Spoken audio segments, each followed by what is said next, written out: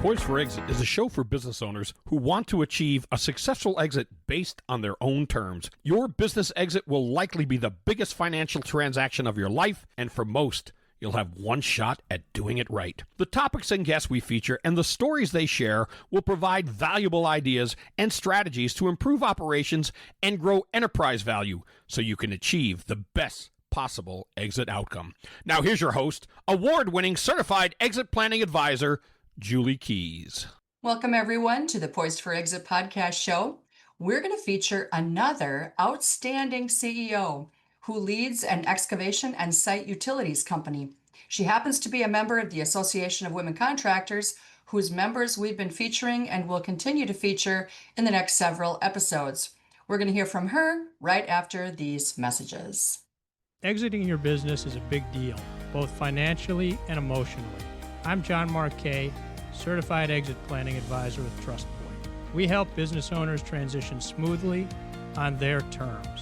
Our focus is on maximizing value, minimizing stress, and giving you confidence in what's next. Whether you're selling or passing the torch, we make the process seamless. Start planning today at trustpointinc.com. That's trustpointinc.com.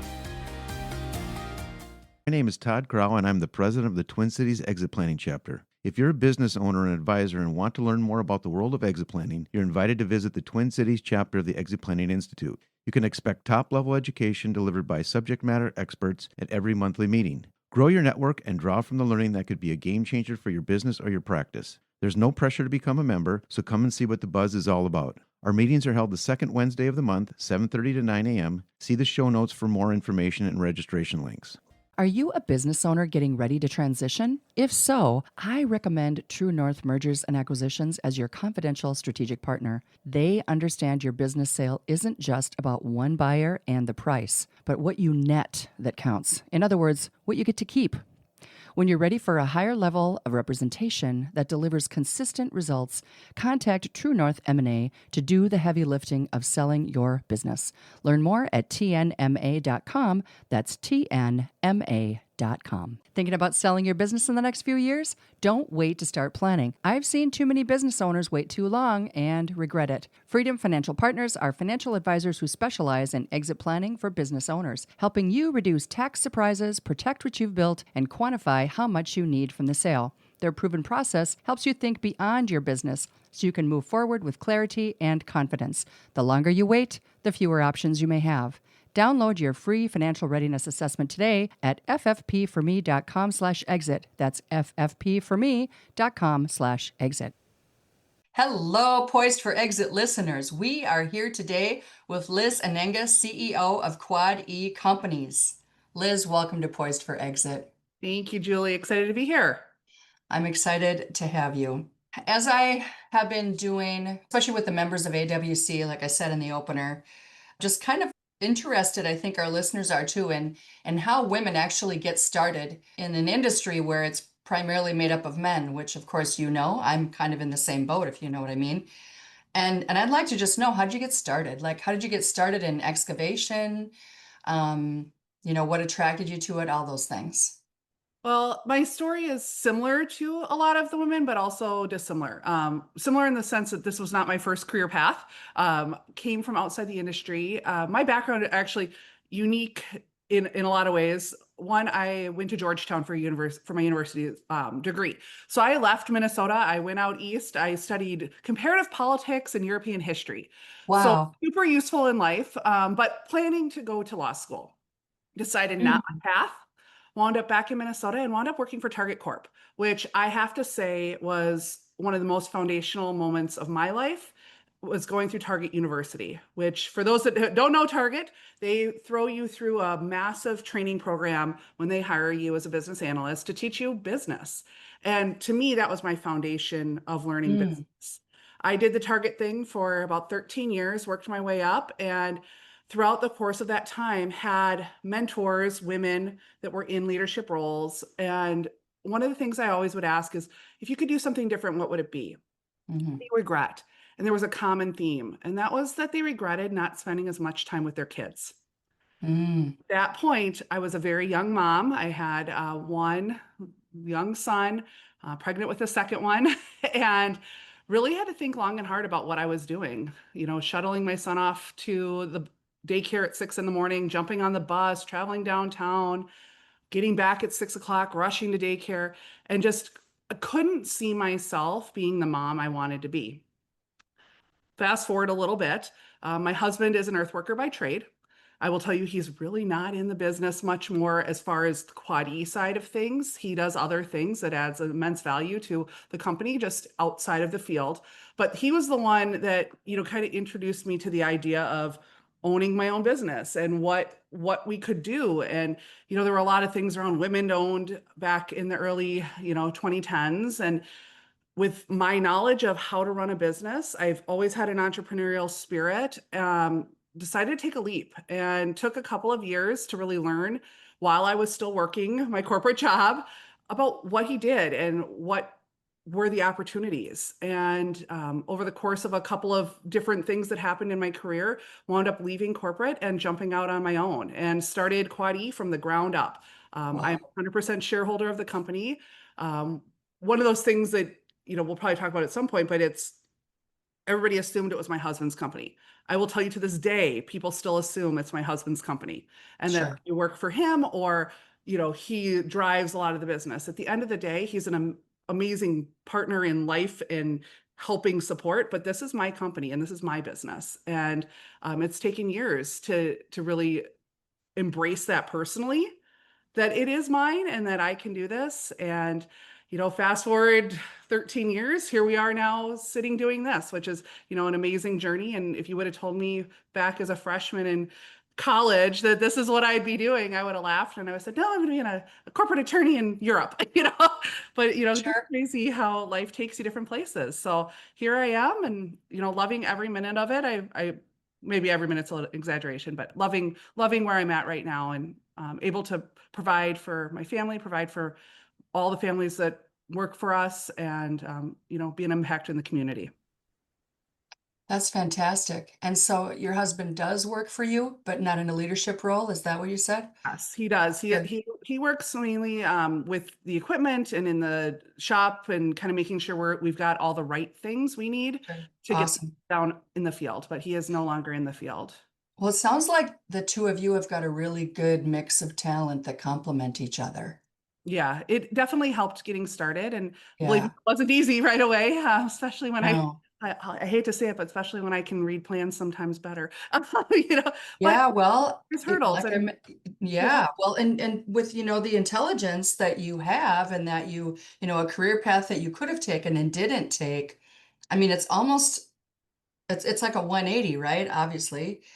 But yet, you realize that the corporate world wasn't for you, Mhm. and it isn't for everybody, but neither is entrepreneurism, No, if right? everybody did this, they would, and they don't. Exactly. So, Not for the faint of heart, yeah, and unfortunately, most still fail within the first 5 years, and that's not you. So let's talk about this company that you've built and, your leadership team and the services that you provide. I have listeners of this show from all over the world, and many are advisors, but many are also business owners. Many are younger business owners, like figuring out how to build a company with the end in mind because of, the title being poised for exit. So the reason why we like to tell stories of entrepreneurs is because we can all learn from it, right? And we see our own experiences kind of mirrored back at us in good ways and in ways that maybe we need to make improvement on. So, whatever it is that you can share, I think will be valuable to every single listener. awesome. Well, I can tell you, Julie, I read your book and I can tell you the stories you told in there. Definitely, there were things where I was like, oh my gosh, that's exactly where I'm at. And then, oh my gosh, these are things that I need to do. So what you're Good. doing is great. And I love the way that you're doing it through stories. And I think that impacts people. So, if we can help in some way through the Quad E story, that's amazing. But so Quad E in total, we are an earthwork contractor. I say we do medium jobs, kind of small to medium sized jobs. We're not going to go out and compete with the biggest guys out there. That's not where we have found success. We do ground up, we do additions, we do some specialty work where it's existing foundations. primarily in the commercial and government space. We dabble in residential with just a couple of builders that we've developed relationships over the years. There maybe a few homes a year. That is not where we focus.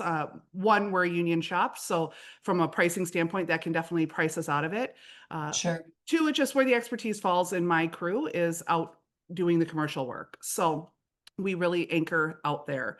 We do demolition, we do site utilities, and then we also have a trucking division as well that Saw that. have found that it's a wonderful complement to the work we already do, especially in the tight market of trucking. And for any of those people that know anything about it, it's whoever has the trucks gets their dirt moved. And so sometimes it has come into our advantage, and we've built some really amazing partnerships with other trucking firms to help us get our work done when we need it done.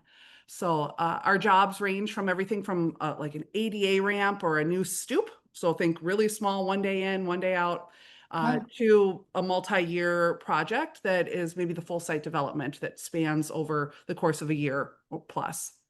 So those longer ones, those are broken out into sections. So overall, we come in, we do our work. We work with our general contractors as we look at, future clients. Those are the people we're looking for as general contractors that do kind of that range of work. There's some phenomenal contractors out in the Twin Cities that do really big projects. Those probably aren't going to be our best contractors. We're looking for those that, fit the bill of doing small work to that medium-sized development. And we've got a full crew out there. We've got a full pipe crew. We've got two dirt crews. And then we also have a crew that kind of comes in and does specialty odds and ends types of things. So nice diversified group out in the field. And what I love about them all is they're all willing to wear all the hats. And that's the thing at Quaddy we preach every day is we wear all the hats. I wear all the hats. My team wears all the hats because we have to. We're small, we're nimble. And that's how we've been successful. That's how we've grown the company. I mean, there was one project where I went out and I ran the saw. Believe me, it was not something you wanted to watch, but that's wearing the hats. We needed that at that moment, and that's what needed to happen. And I expect that from everybody that works here. And the team in total, I think, embraces that. Fantastic. So when you say medium-sized job, like revenue-wise, what would you say that is? From an earthwork standpoint, 1.5 to 2.5 million full package type of range. We've found normally that's about 10% of a total project. So that's what my next question was. Yeah, like $15 to $20 million project. Sometimes we can push higher than that. It just depends on what it is. Sure. We've definitely been learning to take partners too where needed, especially on certain projects. We've got one that we're going to be doing this fall that we've partnered up with CKC Contracting. They're also a small business part of AWC, and they specialize in utilities, and it's in Minneapolis. That's what they do well. So we partnered up. So then we're able to deliver a little bit bigger project because we're working together. Sure. And then would you say that because you're a union shop, most of your stuff happens within the city limits? We kind of go up to Brainerd and down to Rochester. So it kind of that range, I'd say about an hour and a half from, our home base in Lakeville. Sure. But metro areas though. Yeah, metro primarily. Yeah. If we try to start going to compete out Western Minnesota, it just doesn't work. No, I'm sure not. Now I've had a lot of clients in the trades and in the construction industry. So I'm kind of familiar with the differences between union, non-union and field and all that kind of stuff. There's a lot to manage there and you got a lot on your plate. So tell me about like an ideal job, the ideal customer. What does that typical engagement look like? So for me, what I have found is actually getting in front of the team and finding those right general contractors, asking when are they having a team meeting with the project managers, estimators. I did this a lot when we were building. It's something I want to get back to now that I've got an office team that I can step back a little bit from. But just I'll bring McDonald's hot sandwiches for breakfast and a Big Eileen's cookie and just chat. And let's talk about what are you guys working on? What are you looking for? Here's what we do. Here's what we don't do. I try to be very clear on that too. And if we get a bid invite that doesn't fit, I'm fine saying, nope, not our right job. Because I want us to be successful so that our partners can be successful. Because if they're not successful, nobody is at the end of the day. And so finding those partners that want to engage on a personal level is very important to me. Now, I know we have to be low bid. That almost 99% of the time we have to be low bid. But getting that upfront conversation and that relationship built is Mhm. important so that we can have the right conversations before the bid date to have those ideas generating. How can we save money, or how can we Right. look at it differently? And there's been relationships that I started building, I don't know, 6, 8 years ago that are just turning into potentially the right job. And it Yeah. makes it that much more sweet, I would say, when you land that perfect job with somebody that you've been working on and you know it's going to be the right job and everybody's successful at the end of the day. And so I think a lot of people want to build relationships, but I do think that as a woman, that is something that I like even more. And I like knowing, how are your kids? How's your wife? Or, how's your weekend at the cabin? Those are the things that I Yeah. think set me apart sometimes. And not that that means I do better work. It just means that I listen, and hopefully a reflection of the company that we are, that we want to build those relationships and we want to be a true partner, not just a sub. Well, and plus, you're not just a technician, right? You're not just someone who goes out and does the work. You actually run the business, understand the business side of things. And so you can speak to both sides of a project to anybody, Yes. which Yeah. I'm Yeah. sure has earned you great respect with the people that you do business with. Yeah, definitely. I cannot run a piece of equipment. My 9-year-old son can run up better than I can, but I can read the plans, I can think through it, Yes. be a strategic partner, Yeah. and I can help get a job done. Yeah. That's what I meant. Like, I Yeah. didn't expect that you'd be out there, like, yeah, moving the dirt yourself, but you know what needs to be done, you know how it's done, you know who needs to be a part of it.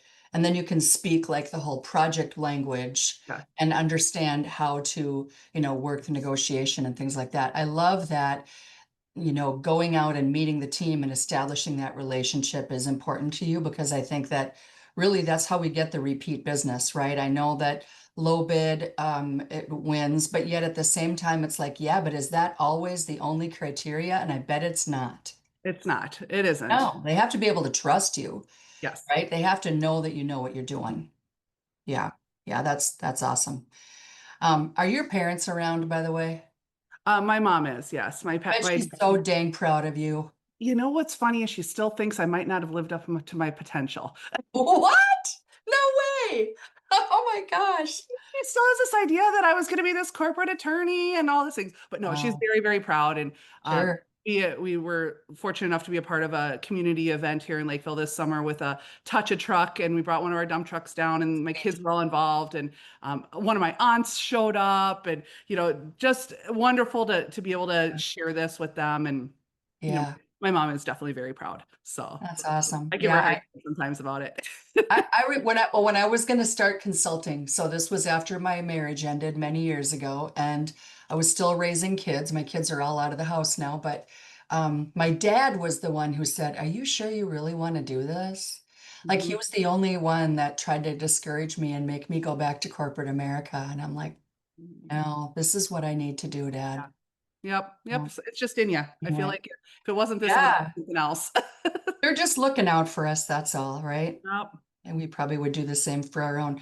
So let's talk about what you've learned. You've been at this for a while. Yeah. What are some of, like you said that you asked a lot of your mentors over the years, especially in the beginning, like what would you do differently, or what have you learned? What would you say to young aspiring entrepreneurs, male, female, doesn't matter what the industry is, Yeah. like, So I think the biggest thing for me is being truthful with when things aren't working out. So Mm, if something doesn't feel right, don't let it drag on. It might feel scary, it might feel uncomfortable, but at the end of the day, I have found every time, like in my gut, something doesn't feel right and I let it go, I ultimately make the same decision that I probably would have made 6 months ago or something like that. And the relief that comes from things like that is very important to understand and recognize, because then you can make those tough decisions sometimes faster and sooner. Because what I've realized is if I'm feeling it, the team's feeling it, and the impact that that has is immense. And so, don't it's scary, it's hard, especially as a small yes. business where you may not have that many people on your team and one person's dragging it down and you're like, oh, that one person, they can help. What are we going to do? but it helps overall. So that's one thing. The other thing is knowing your worth. And Mm. something that I had a mentor tell me one day, and I've passed that down, especially to women. I think sometimes they don't know their worth, or they feel like, because I'm a caregiver by nature. I'm the team mom, as they call me, so sometimes you're willing to do things because you just care and you want to.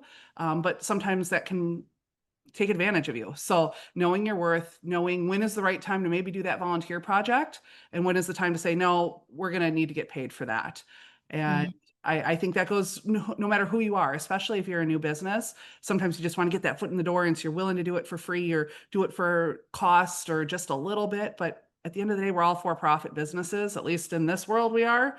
Mhm. And so you're not there to maybe make millions and cajillions. That's not why I'm here. I'm here to make a good living, support my family, and make a living strong enough that I can support all the families that are underneath our company. And Mhm. that to me gives me more pride than anything, is that, some of my team members have been able to come and say, hey, we just bought our first time we bought a new car.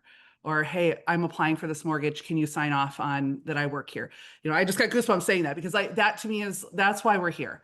Yes. Our slogan is building for their future, THEIR. It's an outward projection. It's about the community. It's about our team. It's about our contractors.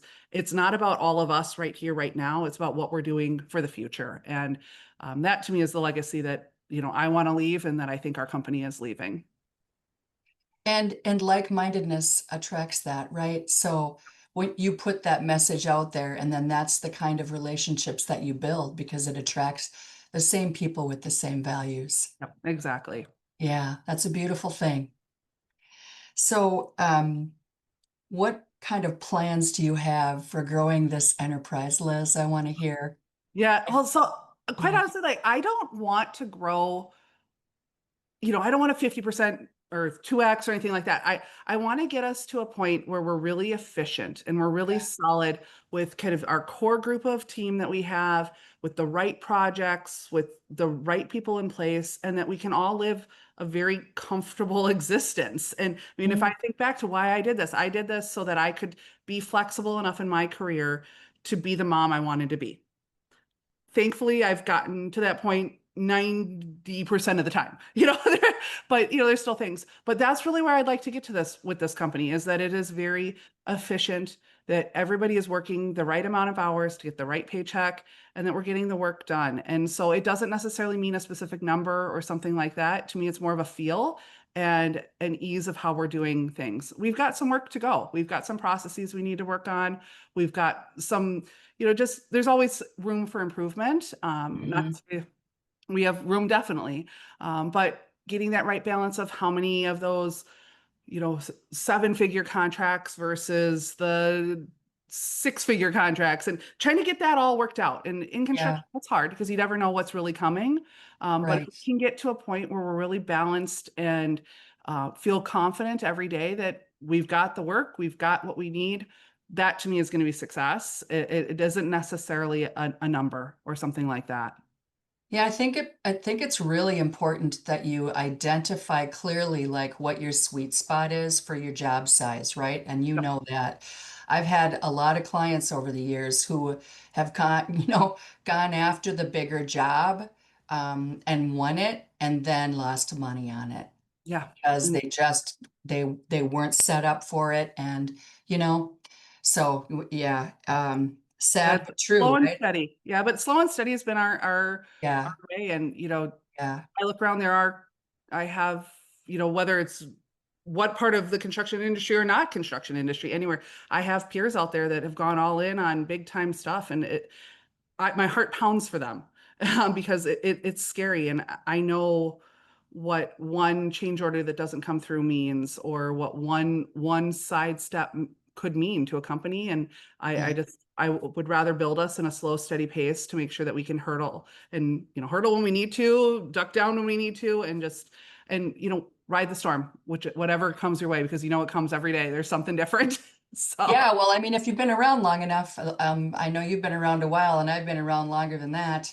There are a lot of cycles, Mhm. right? We got economic cycles, we've got real estate cycles, industry cycles, and they come back around, you know? So I They think do. that's really smart. And I don't know, I've been really impressed by everything that you've said today, and I just really appreciate having you on the show, Liz. I'm sure that, you know, you've got a lot of people who work for you who really admire you. You probably are one of those places that people want to work. I hope so. Yeah, yeah, But we're yeah. not Well, for everybody. That's also something too. We are not the company for everybody. nobody is. I'm okay with that. And I Yeah, embrace those that want to be here and want to build something with us. And for those that this isn't the right fit, that's fine, because there's amazing places out there to work. And there, yes. that's the best thing. We're in an amazing community in the Twin Cities here with phenomenal contractors and phenomenal partners and people that I'm proud to stand next to in a room. Whether we do the same exact work or not, I'm proud to be there with them and be a leader in this community. Well, you're doing great work. So I want to just say congratulations and thanks for joining us on the show today. Thanks, Julie. I appreciate it. Absolutely.